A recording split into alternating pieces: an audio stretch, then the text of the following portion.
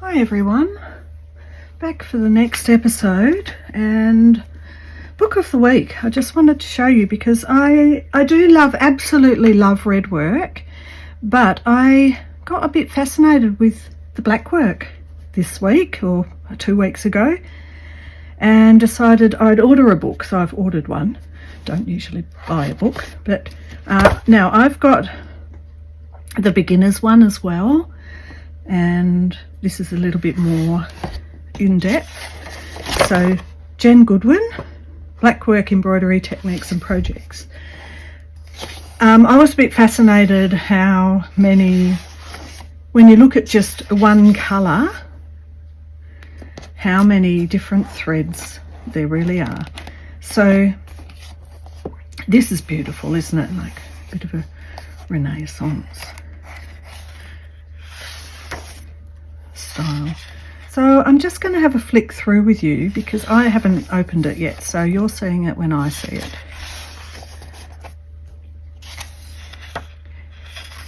Modern Blackwork. So this is going to be a bit fun to delve into it. When I thought Blackwork, I thought similar to red work, it would just be black cotton, but apparently there's a lot of gold and silver added as well. So there's a few things to learn in here that I'm quite fascinated about. It's nice when a book also has a few extra bits like the different types of needles and stuff like that, and scissors, and you know, other helpful hints are quite good. Frames. So even if it wasn't about Blackwork, some of this stuff is going to be very interesting. So for sketching, I think it means I'll probably have a look at doing a sketch that I can do in Blackwork and give it a go. But it's nice that there's some in here already. The other book I've got, I should have brought it upstairs, but it's a thin little book, but it's actually got quite a few patterns that you can use that are taken from old works. So one of the things I find fascinating is how someone can take an amazing sketch and actually recreate it. You know, just such fine, detailed embroidery work. And that's how they do it.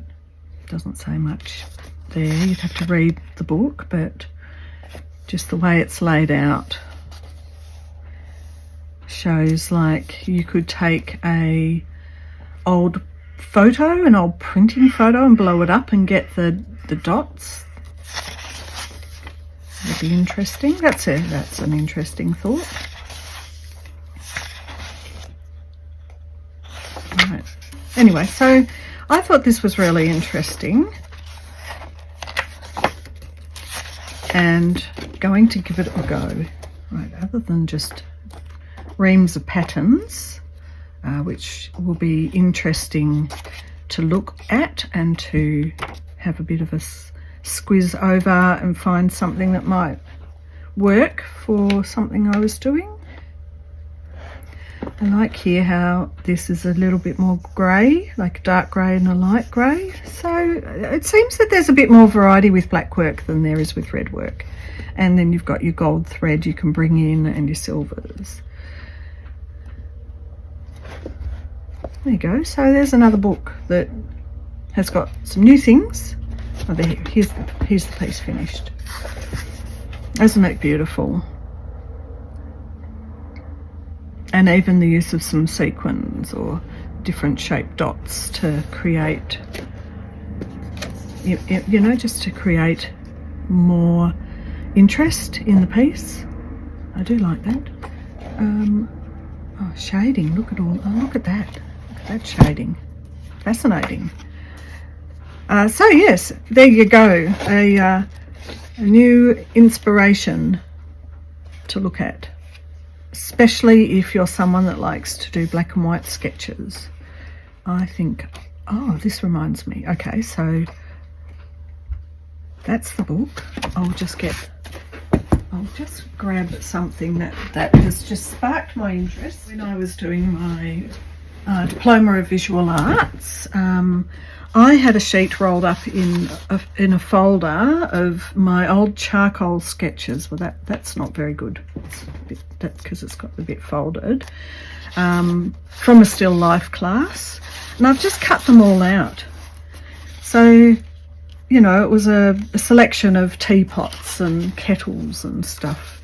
I've cut them all out so that they're easier to manage, because as I'm, you know, getting rid of stuff, as I'm cleaning out a lot of stuff, I don't really want to lose some of these works, but I also don't have the storage for really large works or large bits of paper. So, especially not without them getting ruined long term. So that just reminded me, I've been thinking, what can I do with these so that my sketches are still, you know, there's something I've done in the past and something I've learned, you know, they're not perfect. But perhaps I might pick one of these. Which one do I like? Quite like that. I think I like this one of these. It was like they were aluminium. The teacher particularly was quite good at grabbing things that matched together and went well together. And this was like the aluminium camping kind of stuff, all made into a display.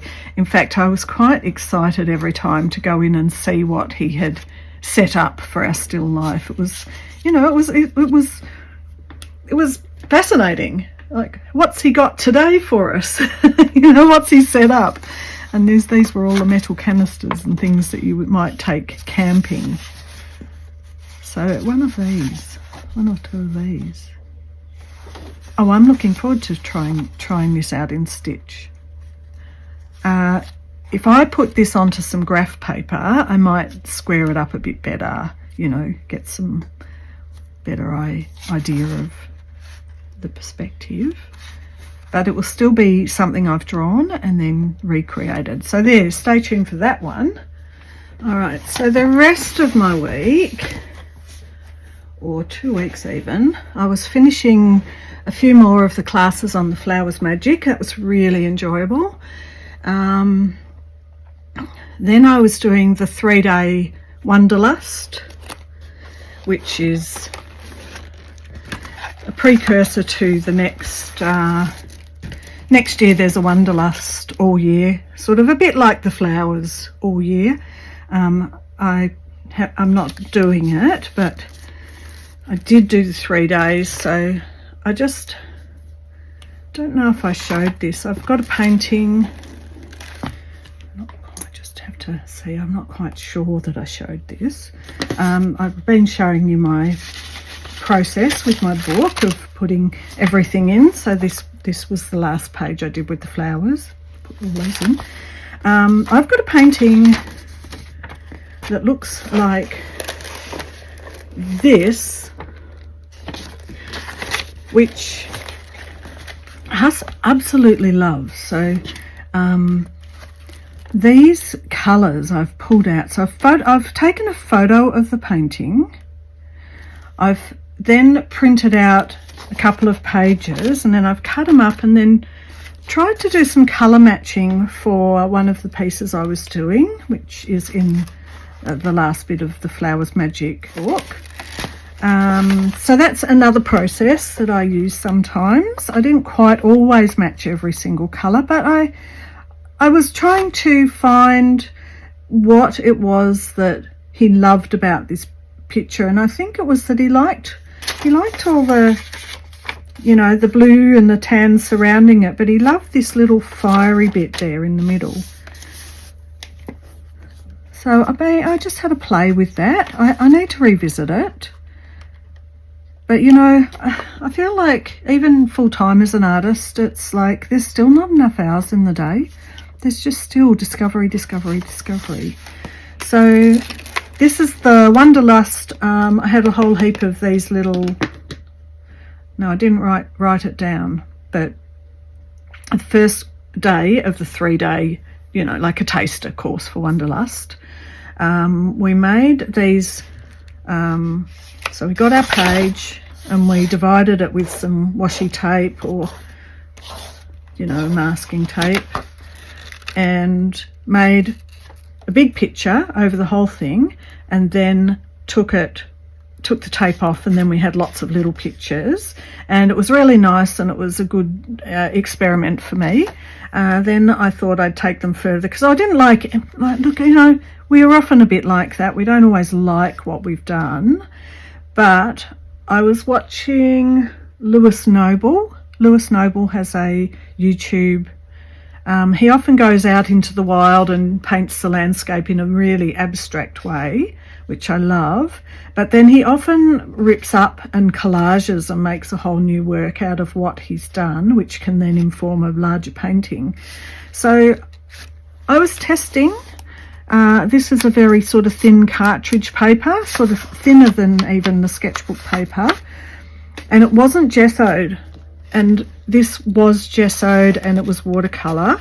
So these are the two different results I've got. So what I wanted to talk about was I used the distress crayons, which if you just put a bit on, wet your brush, it activates it and it makes it more like a watercolour.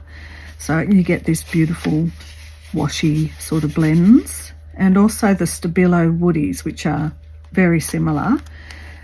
So there's a bit of bleed where I've sprayed this paper, but not a lot. The paper got really soggy really quickly. It was a bit rippy, so it really wasn't as good. And then this one, I've got far more ease with the background blending.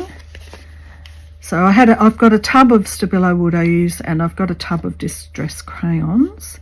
So I went for a more spring-like colours here, and I wanted to utilise a little bit more of a sort of an off-white to tone all this down. So these bits, they're all the blended backgrounds, and then I've gone over the top with either Inktense pencils or watercolour pencils.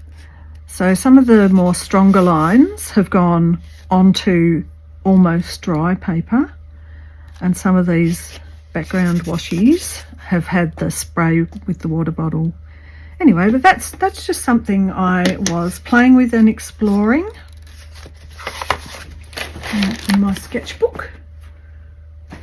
That's really what my episodes are about, what I've been doing this week. Another thing that I was inspired after the Flowers Magic workshop to also make this journal, a new journal, because my book, it was out like this. It was like the biggest open mouth alligator book. And so I found in my stash this bit of material and thought, that is a journal cover if ever I saw one. And then I set about making it. Now it's got a bit of a crunch, you can hear it. It is underneath is an opened post pack with bubble wrap. So I opened the pack up, and I've glued this to the post pack, and then on the inside I glued a bit of cartridge, and then started to put a lot of collage onto it. So just an old envelope, some old pattern material.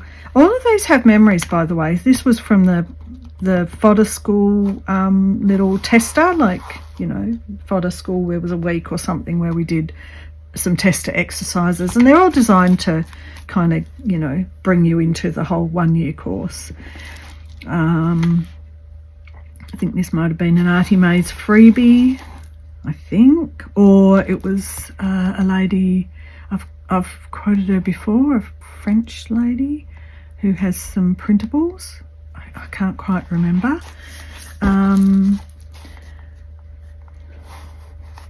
That's not a pocket. I just had a bit of envelope that I liked this edge, and I thought I'd use bits of dictionary page, and I've used the distress crayons mostly because they get a nice watered down effect, and a bit of my collage papers, so in the back as well. A couple of bits from the Flowers Magic classes where I've made my own collage papers out of what I was doing. Then what I've done over the top, so they're all secure, they're thick, nice and bubble wrap crunchy, but they don't pop. This was always a question I had in the past if I saw someone doing it. They actually don't pop because there's enough stuff on each side to stop them popping. So then I put on Mod Podge. So this is sealed with Mod Podge, so it's got a slight sheen to it, and it means that it's a bit more waterproof. I decided that I wanted these to be slip in, slip out. So I've used elastic. So I'll show you the first one from the middle. So I put 3 bits of elastic. So I made the signature first, then put 3 bits of elastic. So I've got 1 bit of elastic spare in the middle if I want to add another thing later. So when I want to work in, so yesterday I was working in these, and what I did was I slipped them both out and worked on one at a time, and as that was drying I worked on this one. So I'll just show you. I had a Negro spiritual book inspired by Casey, I think, from the Flowers Magic, to just make another little book, another journal. So here's my journal so far. So it's a little bit different because I'm not following a class or classes. I'm doodling and I'm having fun. And every time I have used one of these books, and I've, when you've used it and the glue's dried, and you fold it and you put it aside because you don't want more glue on your work. I've been cutting these up, and I've now made a little tin, of all these little words from the book. So this is what I've been doing as well. Just a really nice play time. It's not for anyone else, it's just for me, playing and seeing what happens. I found this phrase that I loved and thought that should go in a flowers book. This is like Flowers Magic book 2, I think. The cherry blossom knows when to bloom each year and never questions whether its beauty is enough. And this was one of the panels I made when I was mucking around with collages. So I've also been using a bit of my backing. I use, in Australia we have baking paper, which seems to be just slightly waxy as compared to our other greaseproof paper, which seems to absorb a little bit. But I've been just ripping out the parts of the dried paint and sticking them on, and then sticking little phrases that just spark me at the time.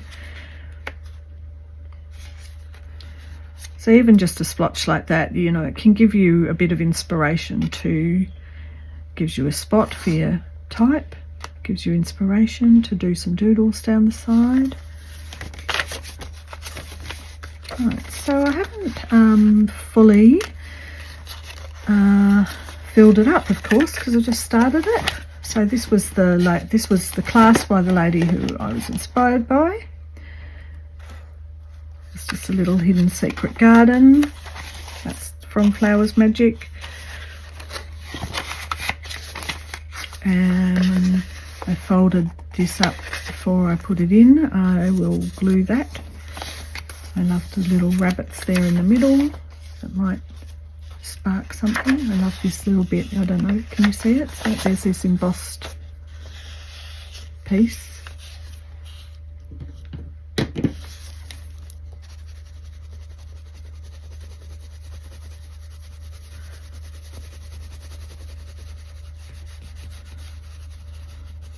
Alright, I better not get too carried away, because if I start I'll be here for hours and forget you're even there. So I've made a little pocket. So I am just loving making these little junky journals that I can just noodle and doodle to my heart's content. Right, so that's the first signature. Don't know what's going to go in the middle, who knows. And the second signature, I look, honestly, love the Negro spiritual book. I don't play the piano anymore. It wasn't going to be any use. It was just something I picked up for $1 or $2 at the op shop, but I love it. So I decided to make sure with the covers that I kind of don't do too much to the little covers of each signature. So here, a bit more of this idea of the used paint palette with some text. And it just is getting looser and scrappier, which I'm loving, because it's, you know, there's far more that I'm discovering when I'm doing that. So taking one of those backings, starting to overwork the top with some crayon. This is oil pastel. What happens if you stick a few of your scraps on the page? What can this page become? Another little tuck spot, dictionary, even from a piece of backing, you know, palette, what colour blends and goes around it, what words work with it. They're all just words and ideas and play. So this is one of my Procreate muck around pictures that I started to do. And I've started to print them out as backgrounds that I can use and use as collage. Got small pockets. So as you can see, this is really just the beginning. Another Procreate background. Oh, let me know if you are interested in any of those Procreate backgrounds. I'll stick them up on the Etsy store. So what I did,